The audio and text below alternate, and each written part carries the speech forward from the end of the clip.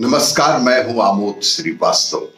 Amazing thought, amazing message, amazing information की दिशा में आज एक कदम और आगे।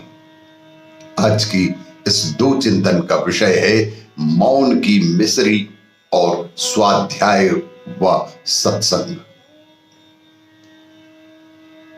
आपको ये मेरा वीडियो अच्छा लगे तो लाइक करें, शेयर करें और लाल बटन दबाकर सब्सक्राइब अवश्य करें।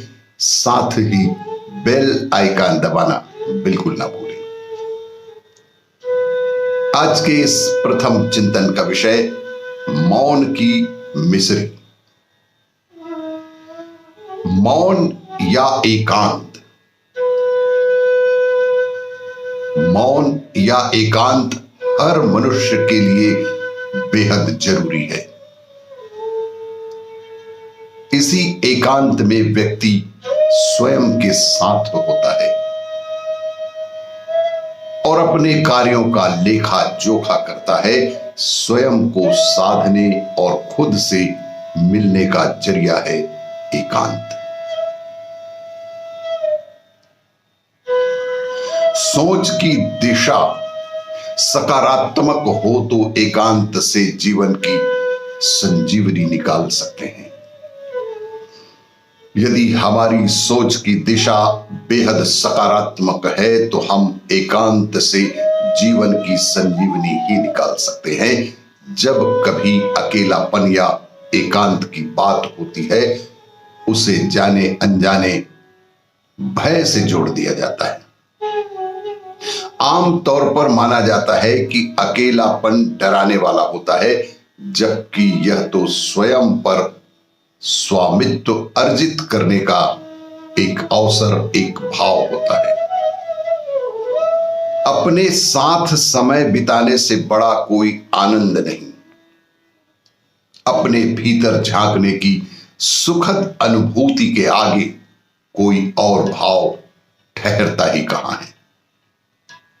एक अनूठा सा भाव जो आज के दौर में लगता है कहीं खो सा गया है। जो भी आदमी मौन में जाएगा उसके संबंध चींटी से भी उसी तरह जुड़ जाते हैं, वृक्ष से भी उसी तरह जुड़ जाते हैं, पत्थर से भी उसी तरह जुड़ जाते हैं जैसे आदमियों से जुड़ते हैं। अब उसके लिए जीवन सर्वव्यापी हो जाता है। अब सबसे एक का ही विस्तार हो गया है। अब वह चींटी नहीं है जो दब जाएगी, जीवन है और वह वृक्ष नहीं है जो कट जाएगा, वह तो एक सजल जीवन है।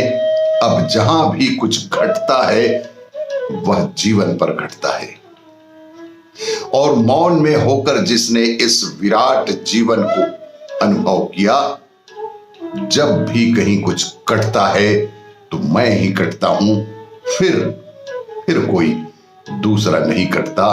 यही मौन या एकांत की अपना सुख है। आज के इस दूसरे चिंतन का विषय स्वाध्याय व सत्संग का लाभ। हमारी सोच, हमारा नजरिया ही हमारे जीवन का प्रतिनिधित्व करता है।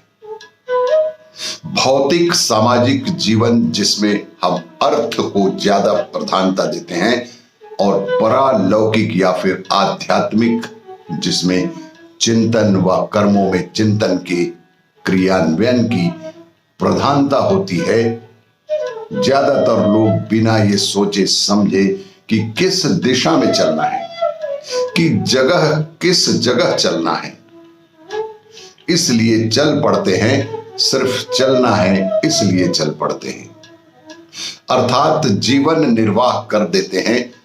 व्यक्ति अपने अगल बगल की दुनिया को देख के बस उसे अनुसरण करने लगता है।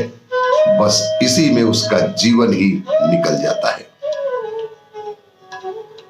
और इस बीच यदा कदा किसी से ज्ञान संबंधी बात सुन के अथवा टीवी आदि पर किसी माध्यम से सत्संग थोड़ा बहुत पाके भी अपने मन को चिंतन में नहीं लगा पाता, क्योंकि उसे इसकी अहमियत का भान ही नहीं होता। वो इन्हें प्राथमिकता पर भी नहीं रखता। बिन सत्संग विवेक ना होई, बिनु सत्संग विवेक ना होई। कई बार व्यक्ति आध्यात्मिक लक्ष्य को सिर्फ मोक्ष यानी जीवन चक्र अर्थात योनि भ्रमण से मुक्ति ही मान लेता है। इस तरह की और भी जानकारियां हमें स्वाध्याय व सत्संग से ही मिल सकती है। मोक्ष से भी बढ़ के शास्त्रों ने भक्ति को बताया है। स्वाध्याय व सत्संग के पठन पाठन के साथ साथ श्रवण का भी बेहद महत्व है, क्योंकि कई बार कोई ब्रह्म ज्ञानी टीवी अथवा कहीं भी कुछ ऐसी बात बता जाता है जिसे जागरूक व जिज्ञासु व्यक्ति खूब अच्छी तरह से मनन करके उसे आत्मसात करके तत्व को समझ के अपने जीवन में अमल करके और परमानंद की अनुभूति प्राप्त कर सकता है। और यही स्वाध्याय व सत्संग का लाभ भी है। आपको ये मेरा वीडियो अच्छा लगे तो लाइक करें, शेयर करें और सब्सक्राइब अवश्य करें। धन्यवाद।